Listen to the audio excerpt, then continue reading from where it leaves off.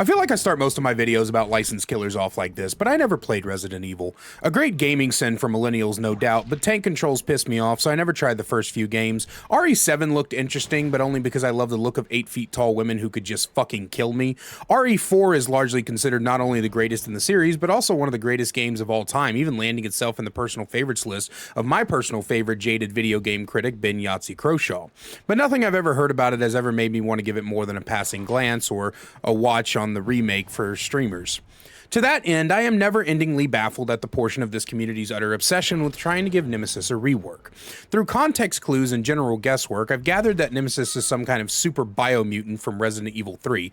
I think he is the big boss of the game, but the common complaint I see is people feeling like he isn't close enough to his original incarnation, which based off one rather odd bloke on the Reddit saying they think unironically Dwayne the Nemesis Johnson should get a motherfucking rocket launcher, I'm gonna guess the hentai tentacle wasn't in everyone's wish list when the killer was announced, but I personally think that my perspective on the chapter still holds weight because I'm looking at him from a general gameplay and game design perspective for Dead by Daylight, not lore accuracy, and maybe you disagree, but I'm still gonna praise it. Welcome back to the second installment of Dearly Designed, where I take a break from the rage rants and ripping apart of things and focus on things that I love and enjoy in video games. Today, as I'm sure you've all gathered, we are covering Nemesis. I don't like to complain or criticize much in these videos, so I'm gonna go ahead and get one of my 2 complaints out of the way first. I hate that there is only 2 zombies. I read somewhere that the spaghetti code would unravel reality and summon the flying spaghetti monster to fix itself, but surely 3 wouldn't demolish the entire game engine.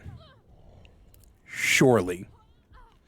And since we are on the topic of zombies, let's actually start there. I think the zombies are probably one of my favorite passive abilities in the whole game. Behavior could have went the easy route with them and just had them as set pieces or not even included them at all. Hell, they could have just made them obstacles with no real downsides or upsides.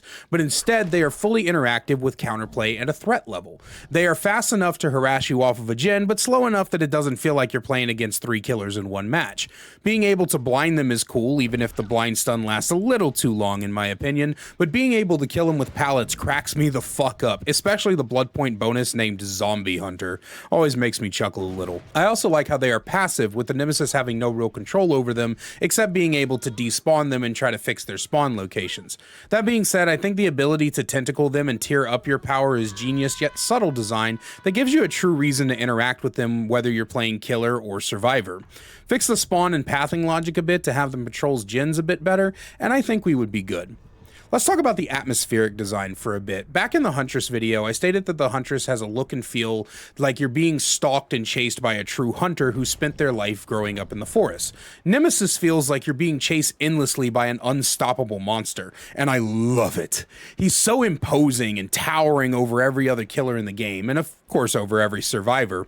His constant thump, thump, thump as he runs towards you can almost make you feel like the ground is shaking with his every step. Because of his absolute unit of a size, it's so impeding whenever he's right behind you or right over you. I also want to take a moment to talk about the fact that I love his carry animation. Very few killers in this game have a unique carry animation, most of the time just being over the shoulder, but Nemesis carries you under his arm like you're some kind of misbehaving child, and it's even funnier when you see it from the third person and you're sitting there pounding your fist on him as he just casually thuds his way towards some hook. And then when he puts you on the hook, he grabs you by your head with a hand that's twice the size of your head and slams you on top of the hook. It's some of the funnest fucking things I've ever seen in a video game.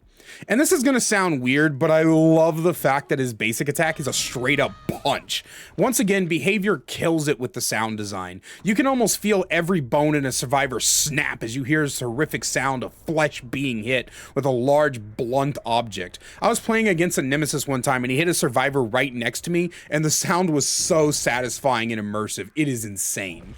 But that's not what most people's problem is it? I mentioned this earlier in the video. I've been told through a massive amount of suggestions that I've gotten on Reddit, my comment section, and my Twitch chat that most people have a problem with Nemi's hentai tentacle. I've gathered from various sources that it isn't true to who Nemi is that he'd have it, and my general guess is that many people were disappointed by the power, but I'm just gonna keep it a buck with you guys. I love this power. It's like a better version of the Myers power. It's what Myers power should have been, to be honest. It's a tiered power that's proactive and rewards you for actually playing the game. Like everything else about Nemi, I love the visual and audio design of the whip. I like how each tier has not only power changes, but also visual changes. You can see the differences in length and intensity of the blue. It also feels good to use. Some powers in this game have an awkward transitionary period between the hold time and the fire time. Trickster Oni and arguably Deathslinger all have this awkward short moments before their power is ready to be used, but Nemi has a similar smoothness to Huntress and Clown,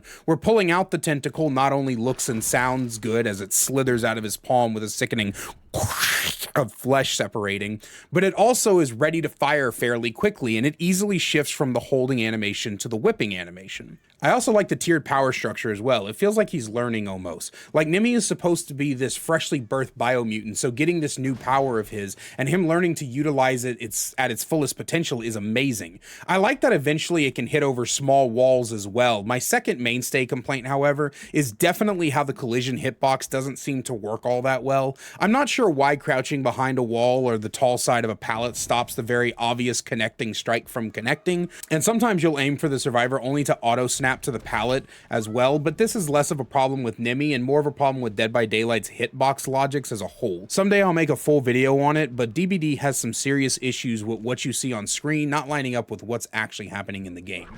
More things I like about Nemi include his Mori. I also like how he subtly yells "STARS" when he Moris a member of STARS, which is the main protagonist of RE3, or so I've been told. But on top of that, the Mori itself is just so damn brutal. It's one of my favorite Moris for sure. More great sound design to accompany the visuals. I also think his add-ons for the most part are okay. They aren't fantastic, and one green add-on might as well not even exist, but I think they did a great job of covering the spectrum of his kit, including some that make the zombies more useful and impactful, and that makes me a bit happy. Overall, while Nemi isn't one of my favorite killers, I hardly ever think, hey, let's go play some Nemesis. I truly think he's a well-rounded and designed killer. While in terms of power and effectiveness, I think he's a low B tier, in terms of overall design, he fits an easy A for me. And while many RE fans will disagree with me, and that's okay, I feel that mostly comes from accuracy of adaptation over whether or not he's good for the game. And in my opinion, he's more than good for the game, he's damn near perfect for it.